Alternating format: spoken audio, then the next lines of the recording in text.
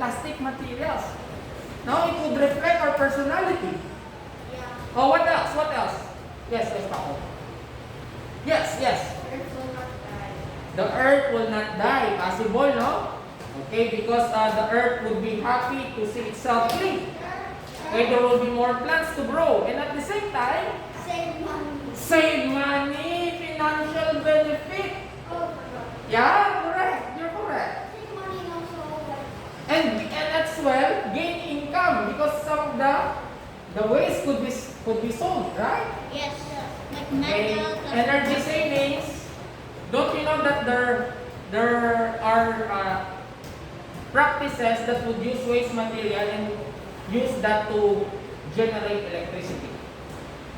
Yeah, I'll show it to you later. Job creation, strong economy, because if the environment is clean, if the environment is free of pollution, there will be economic progress as well. Why would be the government like? And environmental protection. So taking care of our environment. Right? Yes or no? Sir, and we have a project where all of us team up to build a car out of.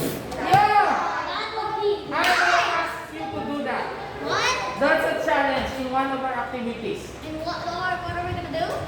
Secret. I'll tell you later. I'll come up with the idea first. But sir, I already made Alright. it. Okay. The school of- When is a material considered as waste? Nobody uses it. Nobody uses it? Yes? Metal becomes rust. Oh, metal becomes rust. So when will it be considered as waste material? Okay, let's find out. Okay, like for example, can you recycle a diaper with a poo or a urine? Oh, Or you want to recycle it, Mr. Ganson? I'll give you the project. How to recycle used diaper. So, this one is already considered as a waste material. Because it has no use anymore. Yes, already because it has served its purpose. poo. It has poo. Not unless you imagine it as a show cow. Wow. Yes. Please get another dog. Please, sir. Styrofoam. Broken styrofoam. Styrofoam. Don't you know that this one is non-biodegradable. Yeah, it will take can't millions of reuse years it. before it will be broken Because up. if we break it, we can't put it Yes, together. yes. Not unless you're creative You enough. use tape. You use tape. to put- Yes, yes. Okay. Very good. Okay. This one, Injections, needles. injections and needles that is considered as hospital waste. So don't use it anymore because it might contain bacteria or virus that would make you sick. Are you with me? Okay, not yet. Yes, yes. Harmful waste, sir, because we become poisoned. Yes, it could be. Yeah, that's why when you are working in the hospital now, they should have proper waste disposal for hospital waste because this one is very dangerous. Yes, if someone gets hold of an injection, there's a Yes, yes. And then use oil. Okay? Yeah. That's It's already waste flammable. material. It's flammable and it could be toxic to the environment. Yes. Are you with me? Yes, sir. Yes, sir. Can you have another dog? Okay. Yes, yes. Now, this is what I'm talking about. Landfill. You know, waste materials that cannot be reused or recycled anymore will end up in that to the landfill. What they're going to do, okay? A landfill is a place where you dispose those waste materials, and it has a pit. Okay, and then the waste materials will go there.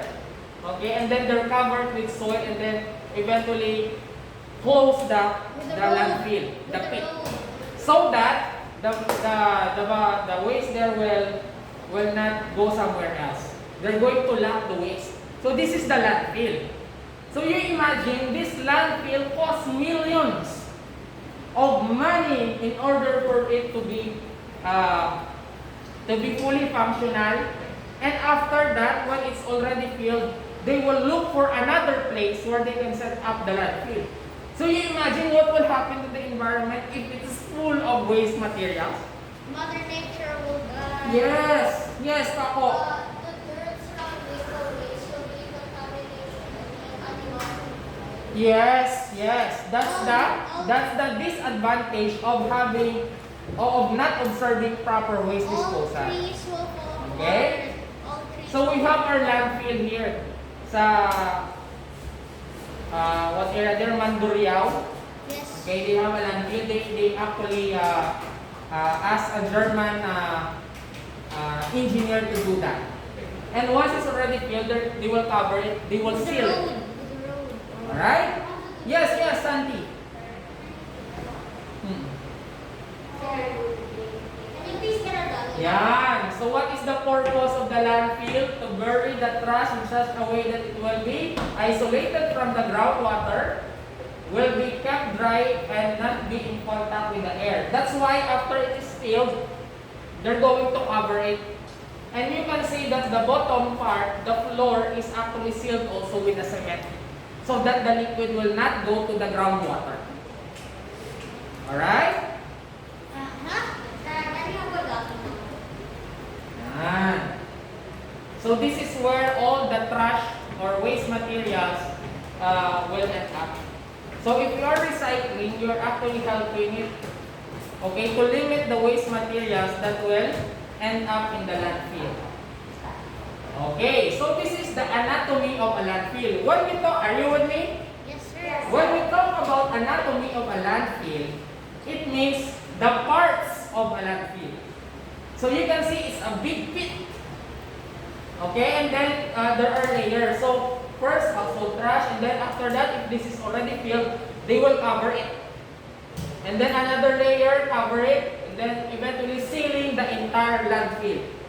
Now if it's already filled, they will look again for another part, and then to set up the landfill. So this one is very cost. It requires a lot of money to, to develop a landfill. So how can you help to avoid that